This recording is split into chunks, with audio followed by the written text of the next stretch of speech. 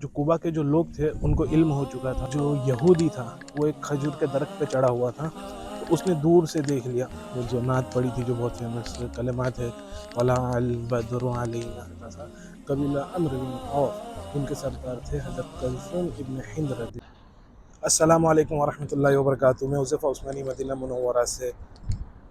آج میں موجود ہوں مسجد قباء کے قریب.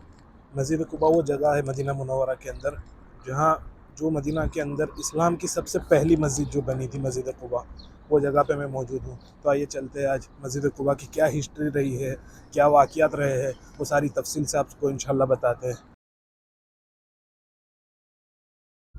تو آپ میرے سامنے یہ دیکھ سکتے ہیں مسجد قباء کے جو مینار نظر آ رہے ہیں. جو کوبا کے جو لوگ تھے ان کو علم ہو چکا تھا کہ آپ صلی اللہ علیہ وسلم جو یہاں سے 50 کلومیٹر دور ہے وادی ریم، وہاں سے مڑ چکے ہیں مدینہ منورہ کی طرف. تو ان کو علم ہو چکا تھا کہ وہ آئے گے، آپ صلی اللہ علیہ وسلم اسی طرف سے آئے گے. اسی طرح ایک دن دوپہر کے وقت پہ سارے جو کوبا کے لوگ تھے وہ حرا کے علاقے میں جا کے آپ صلی اللہ علیہ وسلم کا انتظار کر رہے تھے. بہت دوپہر کا وقت تھا اور بہت کڑی دھوپ ہو رہی تھی، تو مایوس ہو کے جا رہے تھے. تو ایک جو یہودی تھا وہ ایک کھجور کے درخت پہ چڑھا ہوا تھا، تو اس نے دور سے دیکھ لیا اور اس نے آواز لگائی کہ مسلمانوں، ایک کوبا کے لوگوں دیکھو، آپ جن کا انتظار کر رہے ہو وہ شاید آ گئے. تو پھر سارے صحابہ نے جا کے دیکھا تو آپ صلی اللہ علیہ وسلم اور حضرت ابوبکر صدیق رضی اللہ تعالیٰ عنہ تشریف لا رہے تھے. اور حضرت ابوبکر صدیق رضی اللہ تعالیٰ عنہ نے آپ صلی اللہ علیہ وسلم کے اوپر سایہ کیا ہوا تھا کہ لوگوں کو پہچان ہو جائے کہ آپ صلی اللہ علیہ وسلم کون ہیں اس میں سے. پھر جیسے ہی آپ صلی اللہ علیہ وسلم قریب آئے تو لوگوں نے ان کے آنے کی ایسی خوشیاں منائی. جو واقعات موجود ہے کہ مدینہ کی بچیوں نے، مدینہ کے نوجوانوں نے دف بجا کے آپ صلی اللہ علیہ وسلم کا استقبال کیا، اور وہ جو نعت پڑی تھی جو بہت فیمس کلمات ہے، طلع البدر علینا، وہ نعت پڑھ کے دف بجا کے آپ صلی اللہ علیہ وسلم کا استقبال کیا تھا. مسجد قباء کے اندر آپ اپنے گھر سے اگر وضو کر کے آئیں گے اور 2 رکعت نفل نماز پڑھیں گے تو کیوں عمرہ کا ثواب ہے، وہ بھی آپ کو تفصیل کے ساتھ انشاءاللہ میں بتاتا ہوں. جی فائنلی میں پہنچ گیا ہوں مسجد قباء کے قریب. آپ دیکھ سکتے ہیں کتنی خوبصورت مسجد ہے، اور اسلام کی سب سے پہلی مسجد ہے جہاں آپ صلی اللہ علیہ وسلم ہجرت کر کے مدینہ منورہ آئے تھے. تو سب سے پہلی جس جگہ پہ آ کے آپ نے قیام فرمایا تھا، جس جگہ پہ آپ نے آ کے نماز پڑھی تھی، وہ مسجد پہلی ہے. سبحان اللہ. آپ دیکھیں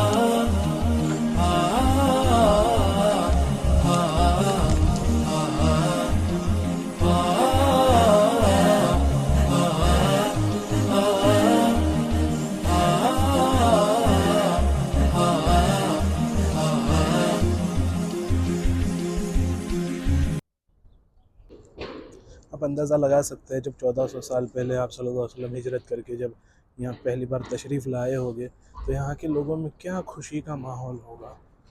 جب ایک وہ یہودی نے کھجور کے درخت سے جب آواز لگا کے کہا ہوگا کہ یہ آپ کے نبی آ گئے، تو جب قباء کے لوگوں نے، صحابہ رضی اللہ تعالیٰ عنہم اجمعین نے، جب ہمارے نبی صلی اللہ علیہ وسلم کو پہلی مرتبہ دیکھا ہوگا تو کیا خوشی کا لمحہ ہوگا، کیا ماحول ہوگا. کیا یہاں پہ آپ صلی اللہ علیہ وسلم کے استقبال کے لیے تیاریاں کی جا رہی ہوگی، ہم صرف امیجن کر سکتے ہیں. سبحان اللہ. تو آئیے چلتے ہیں اندر لے چلتا ہوں آپ کو.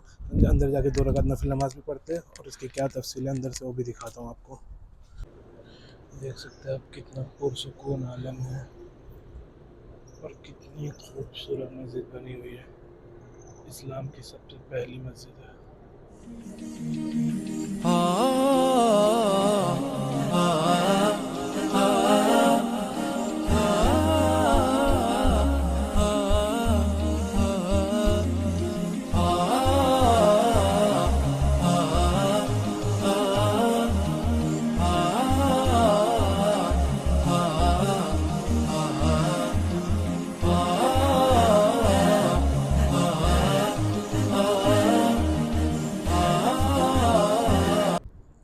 یہ جو مینار آپ دیکھ رہے ہیں، یہ مینار کے بالکل نیچے یہاں پہ تقریباً حضرت سعد بن خیثمہ رضی اللہ تعالیٰ عنہ کا گھر ہوا کرتا تھا، جہاں آپ صلی اللہ علیہ وسلم نے مدینہ میں آنے کے بعد قیام فرمایا تھا.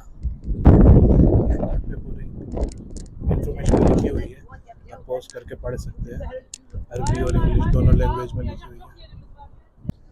اور یہ جو سامنے علاقہ آپ کو نظر آ رہا ہے، یہاں پہ جو قبیلہ ہوا کرتا تھا، قبیلہ عمرو بن عوف، جن کے سردار تھے حضرت کلثوم ابن ہند رضی اللہ تعالیٰ عنہ. جنہوں نے آپ صلی اللہ علیہ وسلم کا استقبال کیا تھا. اور تقریباً یہ علاقہ بنتا ہے جہاں یہاں پہ ایک کنواں ہوا کرتا تھا اس علاقے کے اندر، جس کا نام تھا بیر عریس. بیر عریس وہ کنواں ہے جہاں آپ صلی اللہ علیہ وسلم کبھی بھی قباء کی طرف تشریف لاتے تھے تو بیر عریس کے اوپر بیٹھا کرتے تھے.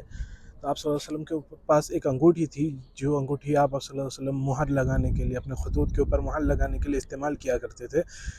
وہ انگوٹھی آپ صلی اللہ علیہ وسلم نے اپنے خلفائے راشدین کو دی تھی، جو خلفائے راشدین سے چلتے ہوئے حضرت عثمان غنی رضی اللہ تعالیٰ عنہ کے پاس آئی تھی. اور حضرت عثمان غنی رضی اللہ تعالیٰ عنہ کی خلافت کے دور میں آپ رضی اللہ تعالیٰ عنہ ایک مرتبہ وضو کر رہے تھے، تو وضو کے دوران اس انگوٹھی کو پیر یا ہاتھ کچھ لگ گیا، تو وہ انگوٹھی کنویں کے اندر جا کے گر گئی تھی.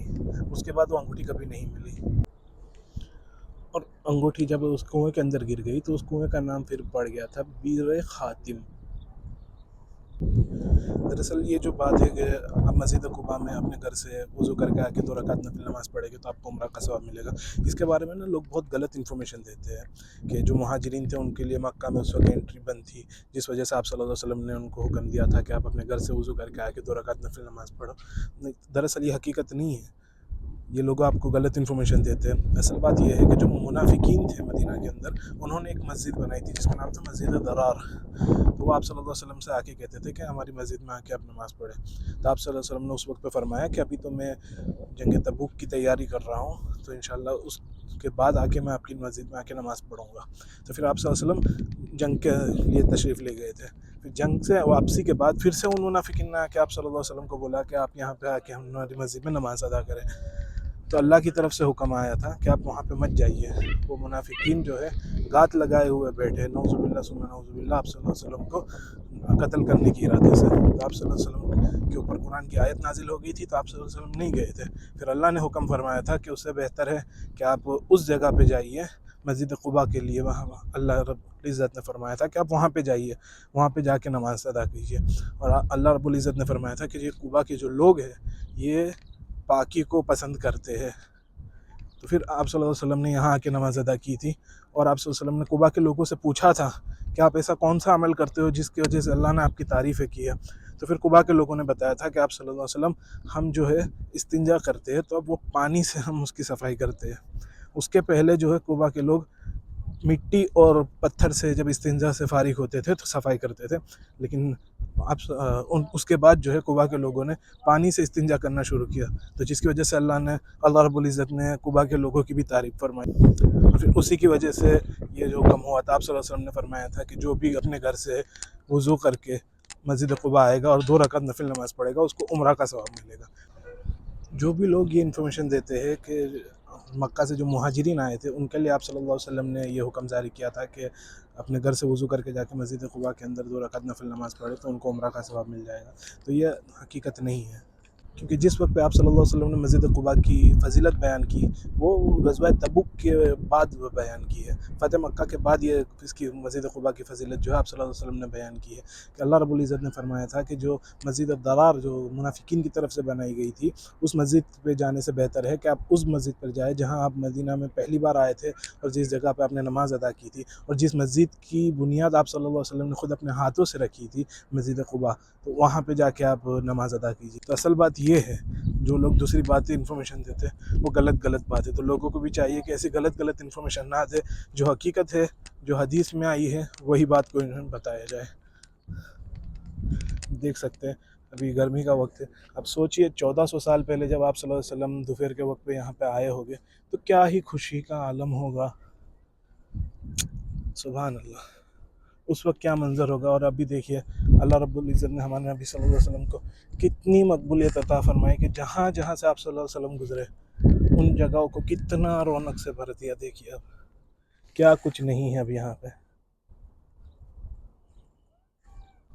اور آپ صلی اللہ علیہ وسلم اپنی زندگی میں ہر ہفتے والے دن مسجد قباء آیا کرتے تھے اور نماز پڑھا کرتے تھے. اور آپ صلی اللہ علیہ وسلم کو مسجد قباء سے اور قباء کے لوگوں سے آپ صلی اللہ علیہ وسلم کو بہت محبت تھی. اس لیے آپ بھی جب بھی یہاں عمرہ کے لیے یا حج کے لیے مدینہ منورہ تشریف لائے تو آپ بھی کوشش کیجیے کہ روزانہ اپنے ہوٹل سے اپنے روم سے وضو کر کے آئے مسجد قباء اور 2 رکعت نفل نماز ضرور ادا کیجیے. اسی کے ساتھ اس ویڈیو کو یہاں پہ میں اینڈ کرتا ہوں انشاءاللہ. مجھے امید ہے کہ آپ لوگوں کو میرا یہ ویڈیو پسند آیا ہوگا. اگر پسند آیا تو لائک کامنٹ اور سبسکرائب کرنا نہ بھولیں.